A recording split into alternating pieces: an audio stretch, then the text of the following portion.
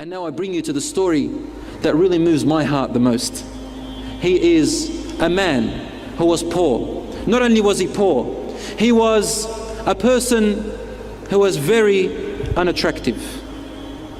In fact, the ulama or the sahabas used to describe him as hideous. Hideous. If a person looks at him, just wants to look away. So this man, Allah created him this way. Poor, no status in society, and hideous. And even his name was ugly. We're not meant to say that sahabas are ugly, a'udhu billah. They are beautiful. But the name that he had was an unattractive name. His name was Julaybib, radiyallahu anhu. This hadith is in Sahih Muslim, and part of it is also in At-Tirmidhi, which is completely authentic. Rasulullah sallallahu alayhi wa sallam saw Julaybib one day, and he had grown older in age. He said to him, "How are you, ya Julaybib?" That was such the case of Rasulullah sallallahu alayhi wa sallam. "How are you, ya Julaybib?" And Julaybib said, "Ya Rasulullah, do you think the only woman I'll get is in Jannah in Hur al-Ain, insha'Allah?" Rasulullah sallallahu alayhi wa sallam understood what he's trying to say, that he's never going to be able to get married in this life. Is he just going to die and just hope to meet Hur al-Ain? Is that it? Rasulullah sallallahu alayhi wa sallam said, "No, bal fi dunya wal akhirah, insha'Allah. You are going to get a woman from dunya, insha'Allah, and also from the akhirah." In other words, I would have said, no, Hur al-Tin and then Hur al-Ain, insha'Allah. Hur al-Tin means soil. Laugh. Someone laugh. And thank you, Akhil Karim. So, Rasulullah sallallahu alayhi wa sallam said, "Ya Julaybib, go to so-and-so a house and ask, they have a daughter." He went and they rejected him. So Rasulullah ﷺ came to this man and said to him, "Uridu an akhtuba ibnatak." I want to ask for your daughter's hand. He said, "Allahu Akbar, Rasulullah, what beautiful news this is that makes the eyes enlighten and the heart, subhanallah." Rasulullah ﷺ, no, it's not for me." He said, "Who for then?" He said, "For Julaybib." And suddenly his smile turned into a frown, and he said, "Let me ask her mother." So he went home and said, "Rasulullah has asked for our daughter." She said, "Allahu Akbar, what great honor, what brings comfort to the eyes and to the heart." And he said, no, not for Rasulullah." She said, "Who for?" He said, "For Julaybib."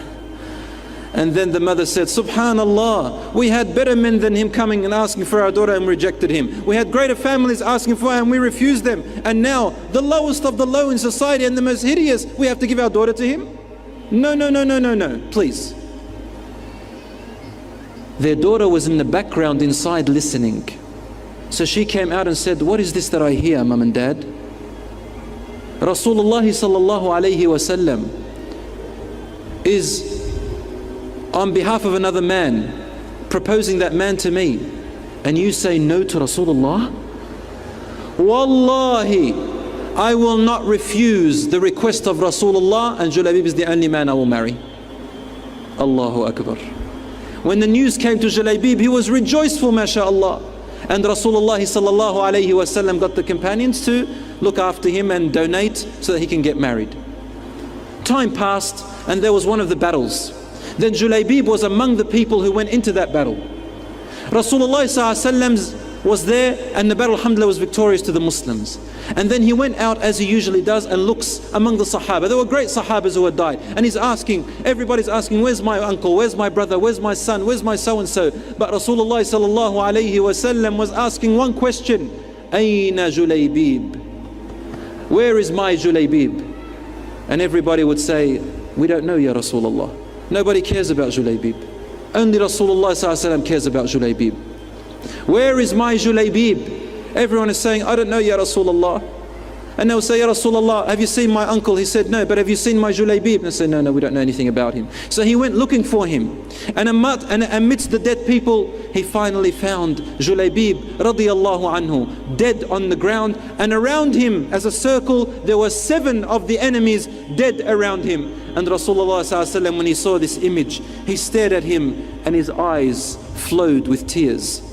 He said, "قتل 7 من المشركين وقتل قتل سبعة من المشركين وقتل. He killed 7 of the enemies of Islam and then he was killed. جليبيب مني وأنا منه. Julaybib is of me and I am of him. Julaybib is of me, and he repeated it 3 times. Julaybib is of me, he's one of my family, and I am one of his family.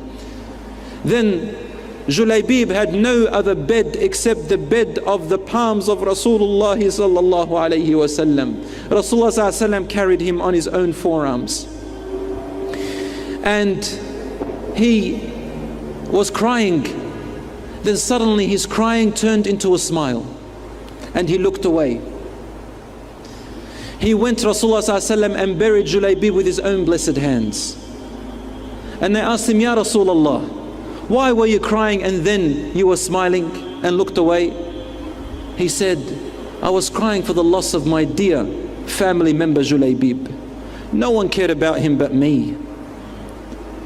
And then Allah showed me his place in Jannah. I saw his soul in Jannah, and there was one of his wives from the Hur al-Ain running towards him. So I smiled that he finally got his wife which he wanted in Jannah. And as she was running, the heel of her legs showed, so I turned away. I have no right to look at the wife of Julaybib.